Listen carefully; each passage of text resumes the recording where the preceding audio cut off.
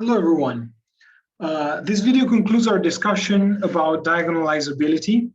We saw last time this fundamental theorem here that told us that a matrix A is diagonalizable if and only if there exists a basis of eigenvectors of A for the space Rn. The goal of this video is to refine this theorem in order to get a test for diagonalizability that is a little bit faster and more straight. It's a little bit more precise than the result that we wrote here. So why do we need a more precise result? Well, let's start with a few remarks about things that we've learned about eigenvectors and eigenvalues.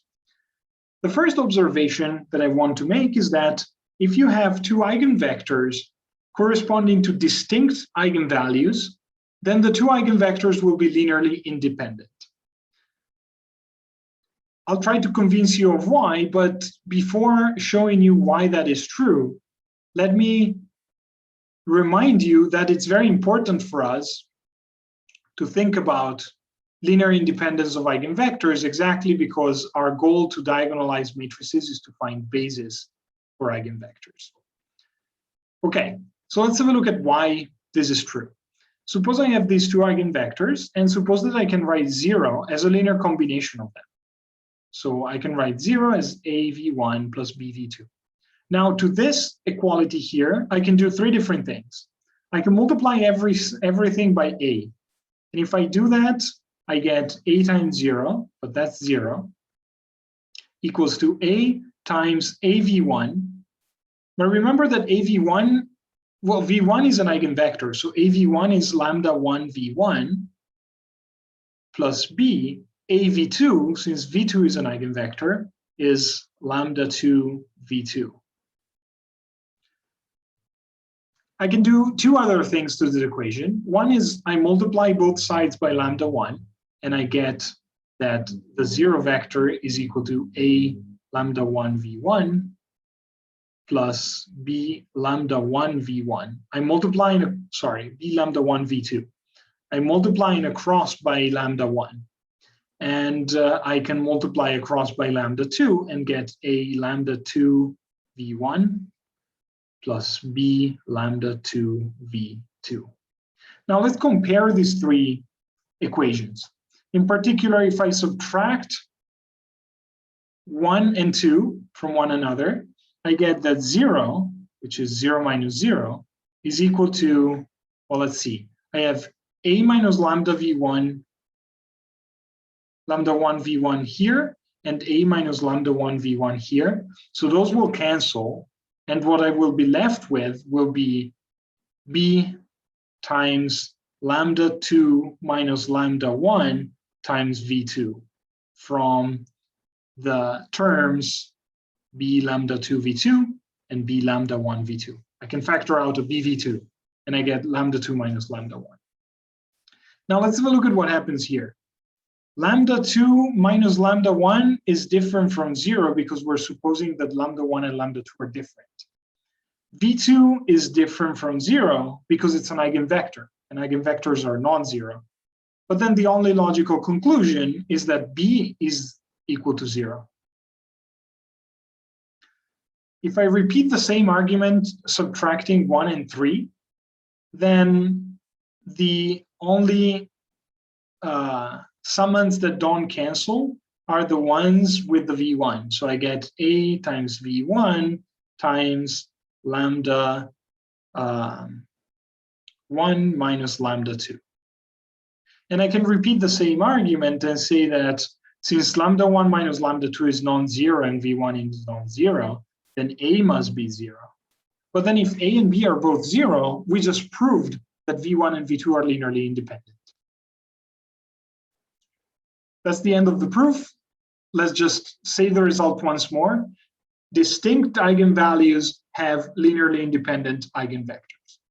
So what are the consequences of this? Well, if I have eigenvalues that are all distinct, so they all appear with multiplicity 1, then my life is easy. I can just pick one eigenvector for each eigenvalue.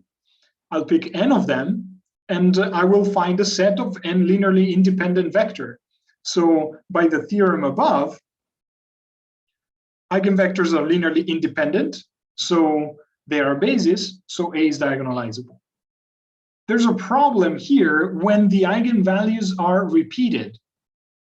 If my eigenvalues are repeated, so if they have higher multiplicities, maybe I will find within the same eigenspace linearly dependent eigenvectors. And that's the problem with diagonalizability. That's what could go wrong. And that's exactly what this next test is trying to tell us and to warn us from. This test for diagonalizability is the refinement of the theorem above. We say that A is diagonalizable if and only if two things must happen. The first one is that A must have exactly n eigenvalues. They could be repeated, so they have to be n, but maybe it's the same eigenvalue with multiplicity n. The important thing is that there's n if I count them with multiplicity. So this number one essentially is excluding the possibility that A has complex eigenvalues. Yeah, essentially requires A to not have complex eigenvalues. But then one more thing must happen. For every eigenvalue, I must have the dimension of the eigenspace equal to its multiplicity. In other words, this is telling me essentially that I can find as many linearly independent lambda I eigenvectors as I can. I can fill the eigenspace with the multiplicity of my eigenvector. Let's try to get a sense of why this condition 2 is actually necessary. Well, suppose you're trying to diagonalize a matrix and you have your set of eigenvalues and the corresponding eigenvectors here, v1 and through vn. Suppose, moreover, that the multiplicity for some of these eigenvalues isn't 1. In this case, I'm just assuming that we have a repeated eigenvalue. Lambda 1 and lambda 2 are the same. There's an eigenvalue with multiplicity 2, and that this condition 2 is not satisfied. The only way that it cannot be satisfied is that the dimension is not 2. But if the dimension of the eigenspace is not 2, then it has to be at least 1. It's always at least 1. Having dimension 1 means that the eigenspace is the span of a single vector. But then I can go and look at the first two columns here. Those are v1 and v2, which are lambda 1 eigenvector and lambda 2 eigenvector. Lambda 1 and lambda 2 are the same. So they must be linearly dependent because they lie into an eigenspace here that is too small to fit two of them. They must be linearly dependent because v1 will be a multiple of this spanning vector v, and v2 will be another multiple of that. But then P will have two linearly dependent columns, and it makes it not invertible. So that's why we require this condition 2. Let's have a look at a couple examples, and let's see this condition 2 at work. Let's have a look at this matrix. This matrix B, I computed the eigenvalues before, and I found that the characteristic polynomial has roots -1 and -4 with multiplicity 2. So the problem to diagonalizability may come from here. In other words, we are really interested in computing the -4 eigenspace. To compute that, we look at B plus 4 times the identity, which becomes -3, -3, -6, 0, 0, 0, 3, 3, 6. I added 4 to the main diagonal entries. Now, let's take the reduced form of this. You see that if I add the first and third row, I get a 0. So the third row can be eliminated from the first. The second row is already a row of zeros. And the first row, I can divide it and get 1, 1, 2. So what does this mean? The Well, it's telling me that when I solve the associated homogeneous linear system, so b plus 4i times x equals 0, has x2 and x3 free. In other words, it's telling me that the rank of b plus 4i is equal to 1. The nullity of b plus 4i is equal to 2, and but the nullity is the dimension of the -4 eigenspace. So in this case here, well, we can actually write x as x2 times -1, 1, 0, and x3 times -2, 0, 1. We have a basis with 2 elements, and we saw that the dimension is 2 in an alternative way. So however we want to put it, this matrix is diagonalizable.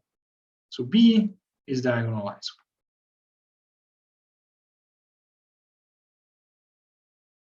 Because, well, the dimension of the -1 eigenspace has to be, the dimension of the eigenspace is always at least 1, but the multiplicity of -1 is 1, so that's not a problem.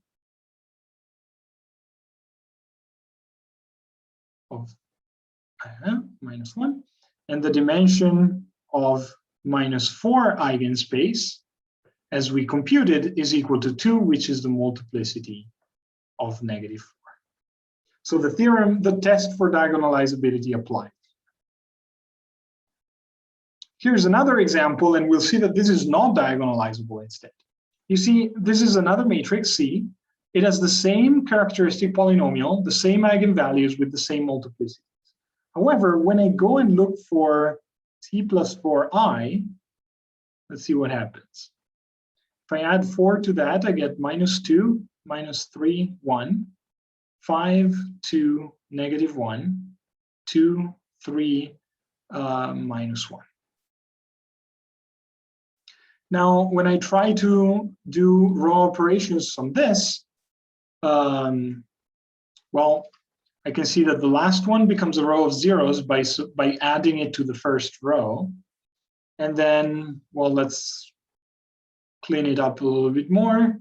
I divide everything by 2, so I get 3/2 -1/2. Sorry, divided by -2.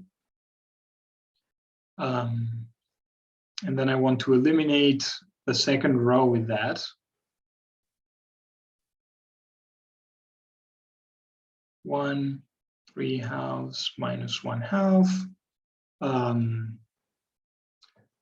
Here I'm doing the second row minus 5 times the first row. So here I get 2 minus 15/2.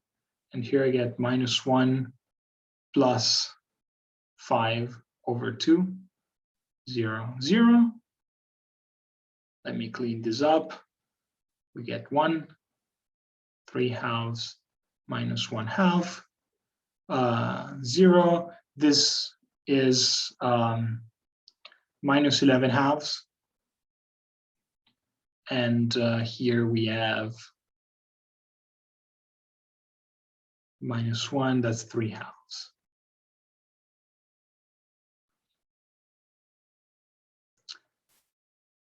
Okay, and then we have 0, 0, 0.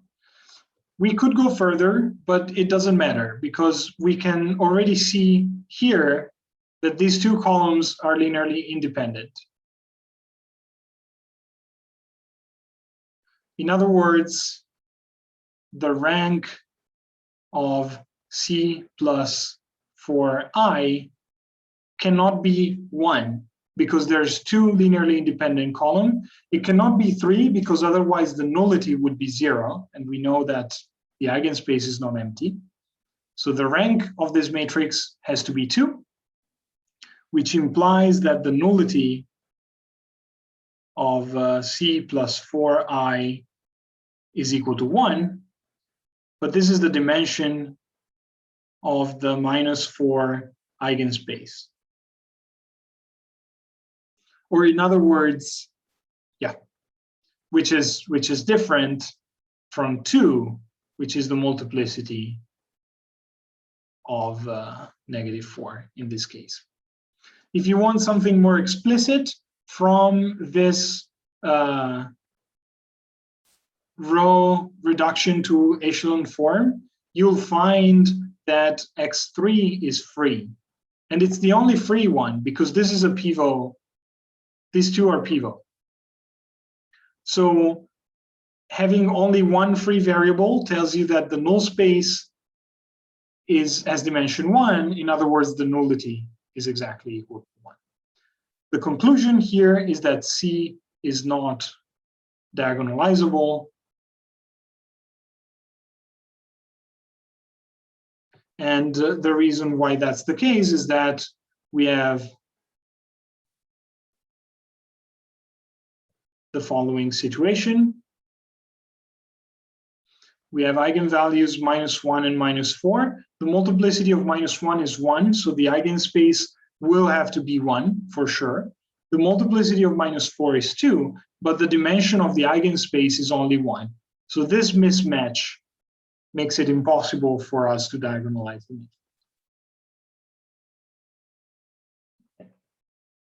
I'll see you in the next video.